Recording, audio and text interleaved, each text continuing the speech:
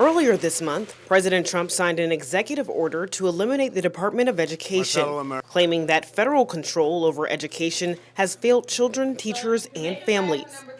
The move has sparked widespread concern and uncertainty, particularly in Maryland. In response, the Maryland State Department of Education issued a statement saying in part, quote, "We are currently reviewing the executive order with our legal counsel and determining the next steps.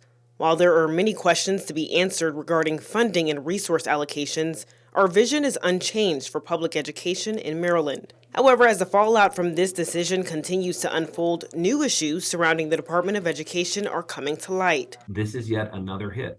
In a recent letter to state education chiefs, the U.S. Department of Education revealed it will stop reimbursing Maryland schools for pandemic recovery funds that were previously approved.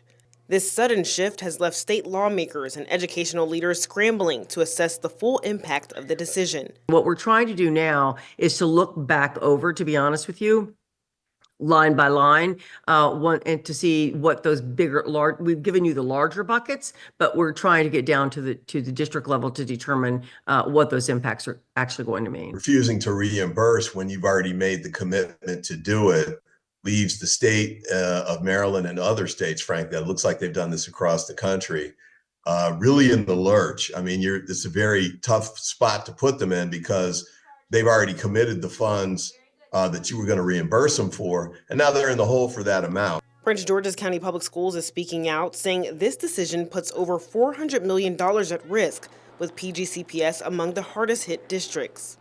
PGCPS says the funding allocated will have an impact on programs like mental health clinicians and immunization services, technology devices, building services, capital movements, HVAC, educator training on mitigating learning loss from COVID, and the Maryland Leads Initiative. The federal government under the Trump administration is not only walking away from that, but throwing gasoline on the fire.